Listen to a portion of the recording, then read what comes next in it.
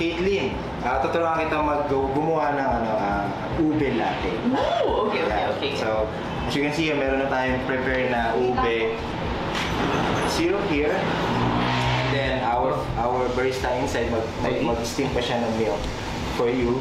And then let's see kung anong magagawa natin yung art. So, hopefully makagawa ka ng yung basic na part. Oh, okay. Kasi doon naman nag-start lahat ng latte art.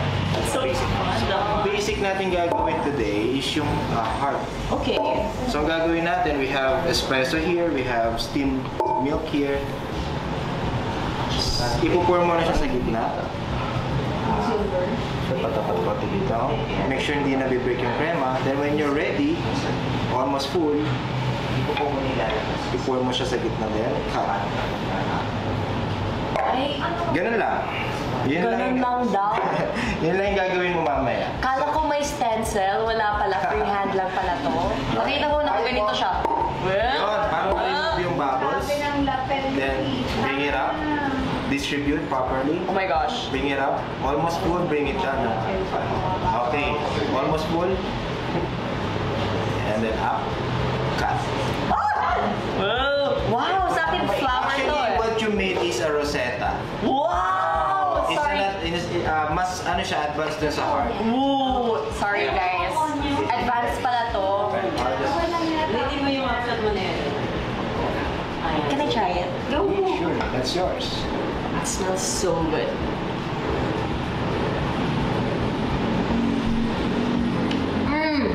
Oh my gosh.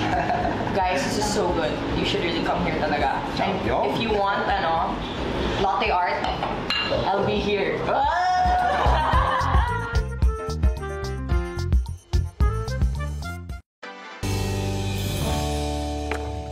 Gamit ang laman loob ng baka na pinakuluan natin kanina, nagpapatuloy ang paggawa natin ng sirkele, ang dinuguan dish ng mga Bulakenyo.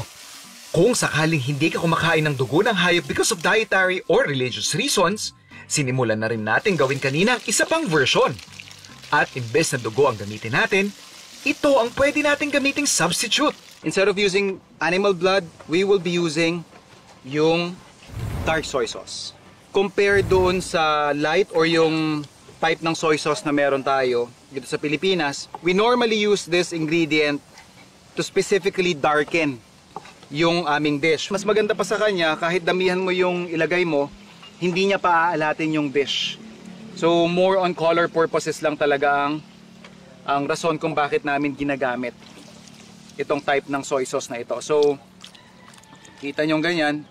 Imagine niyo wala pang isang kutsara ng dark soy sauce yung nailagay ko, pero yan na yung shade na naibigay niya doon sa ating dish. Hindi man totally black yung magiging kulay niya, but again, if you're going to make it a substitute doon sa serkele or dinaguan, I think yung gantong shade papasa na rin. You can just have to simmer this siguro longer para mas manuot or pumasok yung kulay ng dark soy sauce natin.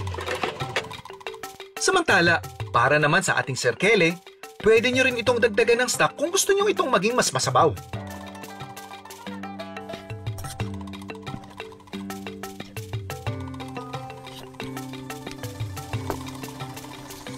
We're just adding some sugar and of course, sukang paumbong.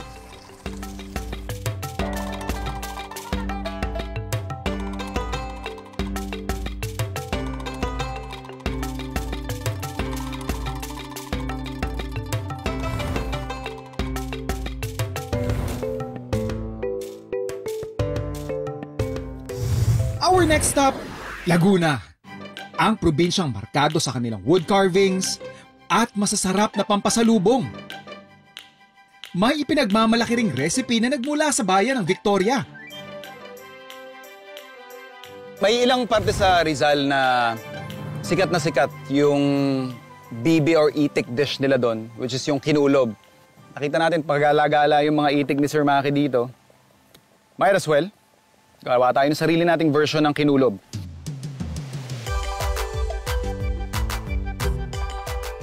Lagay lang din natin yung balunan. And of course, yung ating bawang.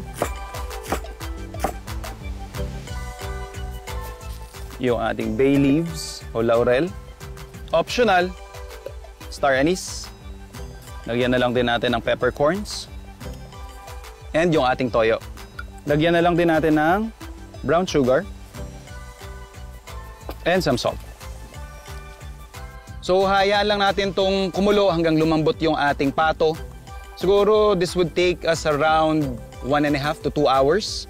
And then balikan natin, saka natin siya di-deep fry. Saktong-sakto na, napakalambot na nung ating pato. Tatabi muna natin siya para makapag-rest. At the same time, mag-reduce din yung sabaw. Siya rin gagawin natin parang pinakasara-sara niya mamaya. And dyan din natin lulutuin yung ating side dish. And yung ating side dish naman,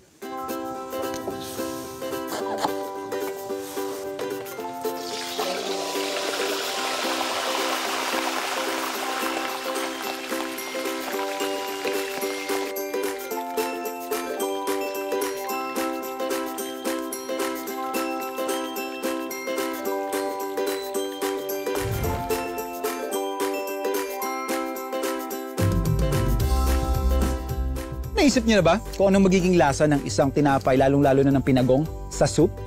So for our next dish, gagawa tayo ng pinagong soup. Lay na festival! Baka saysayang mga simbahan at kakaibang tradisyon tulad ng umpukan o tagayan. Ano man ang hinahanap mo bilang turista, matatagpuan mo yan sa Quezon Province. As we explore some of their signature products and delicacies, narito ang 2 recipes na magbibigay pugay sa kanilang lalawigan. Para ma-elevate natin yung paborito nating longganisa, bibigyan ko kayo ng isang magandang approach. Gagawa tayo ng lukban longganisa bake. So ito yung ating lukban longganisa. Masarap na siya as is. Ipapatas lang natin yan doon sa ating tray. And then, yung iba pa nating ingredient. Mix lang natin to. Saka natin ipapatas dun sa ibabaw ng longganisa natin. Patungan natin din ng cheese.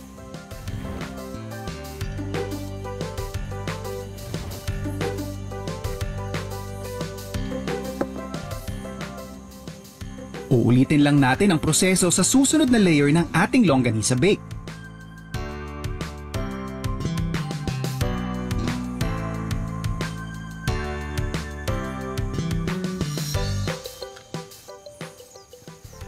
Now for this step, this is optional.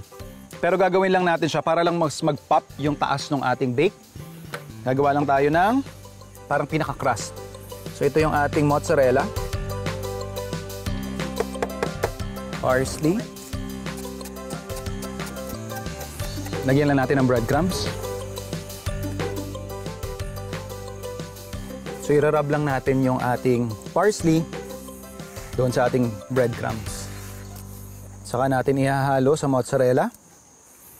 Siyempre, parmesan.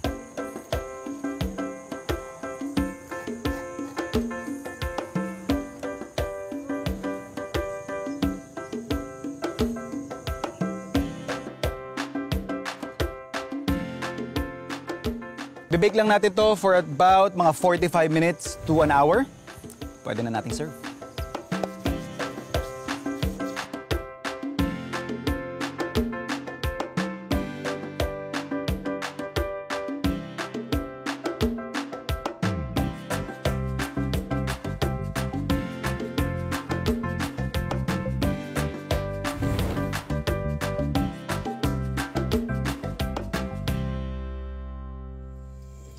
Partner ito ng kape, tsokolate, kahit tsaa. Pang merienda, perfect na perfect. Pero naisip niyo na ba kung anong magiging lasa ng isang tinapay, lalong-lalo na ng pinagong sa soup? So for our next dish, gagawa tayo ng pinagong soup. Ito yung magiging base ng ating soup. At hahaluan lang natin to ng minced pork tsaka bawang. So basically we have here our pan. Lagyan lang natin ng kaunting stock.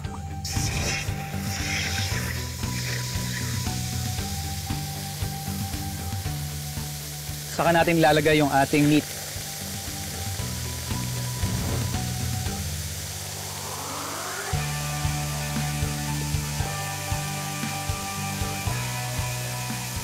Yung prosesong ginagawa natin ngayon is basically pina-par cook natin yung ating ground pork and at the same time, nire-render natin or pinalalabas natin yung mantika.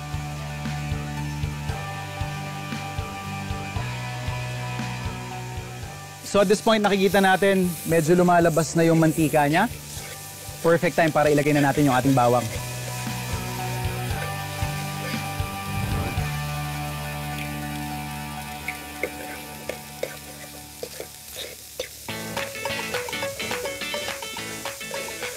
Then, dedeglaze lang natin ng konting tubig.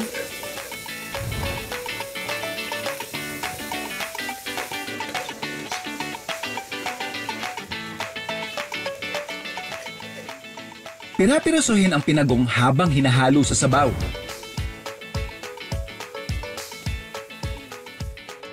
Kasunod nito, pwede nang ibuhos ang stock.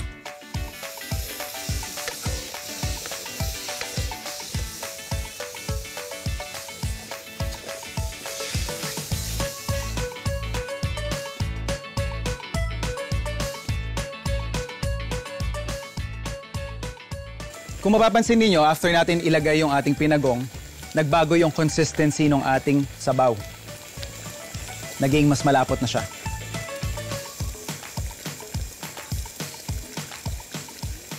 Okay. Adjust lang natin yung seasoning. Tignan natin muna. Okay. Konting patis.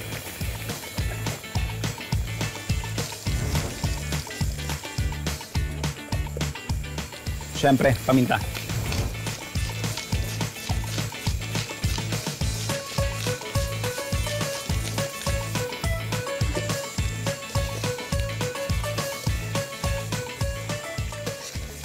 Pwede nyo rin lagyan to ng toasted garlic.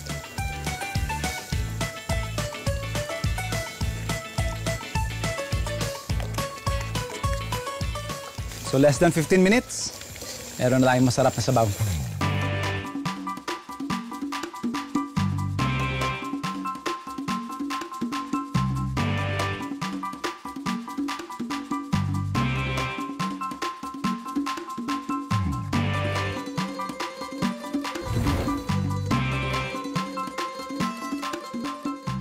May enjoy natin yung takla pag Totoo. kinakamay. And for this dish, hindi ko na siya nilagyan ng rice. I mean, for the Yeah. serving.